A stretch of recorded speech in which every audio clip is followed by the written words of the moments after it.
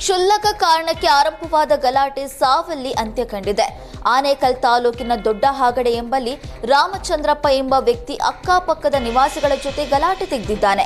ದೃಷ್ಟಿ ತೆಗೆದು ರಸ್ತೆಗೆ ನೀರು ಚೆಲ್ಲಲು ಬಂದಿದ್ದ ಪಕ್ಕದ ಮನೆ ಮಹಿಳೆ ಜೊತೆ ಗಲಾಟೆ ತೆಗೆದಿದ್ದು, ಈ ವೇಳೆ ಮಹಿಳೆಯರು ಗುಂಪು ಕಟ್ಟಿಕೊಂಡು ಬಂದು ರಾಮಚಂದ್ರಪ್ಪ ಮೇಲೆ ಹಲ್ಲೆ ನಡೆಸಿದ್ದಾರೆ.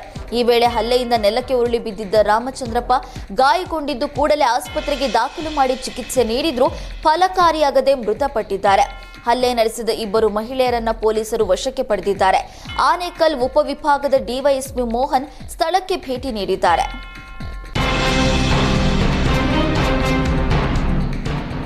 ಐಡಿಎಫ್ಸಿ ಬ್ಯಾಂಕ್ನಲ್ಲಿ ಗ್ರಾಹಕರ ವೈಯಕ್ತಿಕ ಖಾತೆಯಲ್ಲಿನ ಹಣ ಏಕಾಏಕಿ ಮಂಗಮಾಯವಾಗಿದೆ.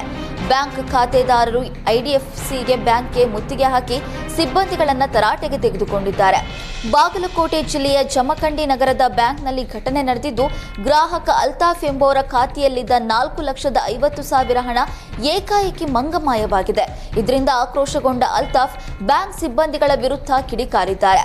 ಕಳೆದ 1 ತಿಂಗಳಿನಿಂದ ಅಲೆದಾಡಿದ್ರೂ ಸಿಬ್ಬಂದಿ ಸಮರ್ಪಕ ಉತ್ತರ ನೀಡದಕ್ಕೆ ಸಿಬ್ಬಂದಿಯನ್ನ ತರಾಟೆಗೆ ತೆಗೆದುಕೊಂಡಿದ್ದಾರೆ.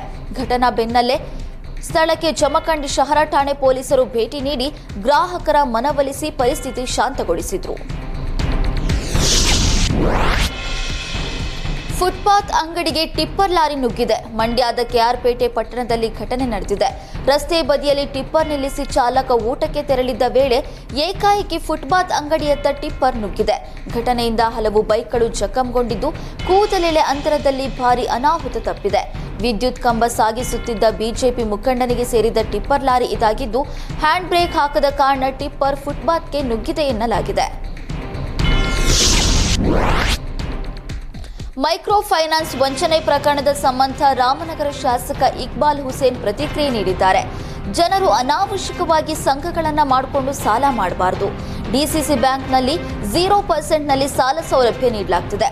ಮೈಕ್ರೋ ಫೈನಾನ್ಸ್ ಅನ್ನು ದೂರವಿಡಿ ಎಂದು ಜನರಿಗೆ ಮನವಿ ಮಾಡಿದ್ದಾರೆ. ದುಡಿದ ಹಣವನ್ನ ಮೈಕ್ರೋ ಫೈನಾನ್ಸ್ಗೆ ಬಡ್ಡಿ ಕಟ್ಟಿ ಹಾಳು ಮಾಡಿಕೊಳ್ಬೇಡಿ. ಮೈಕ್ರೋ ಫೈನಾನ್ಸ್ ನಡೆಸುವವರು ಯಾವುದೇ ಆರ್ಬಿಐ ನಿಯಮಗಳನ್ನು ಇಟ್ಕೊಂಡಿಲ್ಲ. ಅಲ್ಲದೆ ಫೈನಾನ್ಸ್ಗಳಿಗೂ ಆರ್ಬಿಐಗೂ ಯಾವುದೇ ಸಂಬಂಧ ಇಲ್ಲ ಅಂತ ಹೇಳಿದ್ದಾರೆ.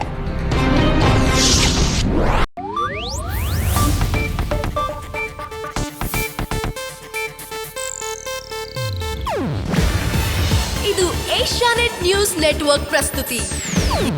ನೀವು ನೋಡ್ತಿದ್ದೀರಾ ಏಷ್ಯಾನೆಟ್ ಸುವರ್ಣ ನ್ಯೂಸ್.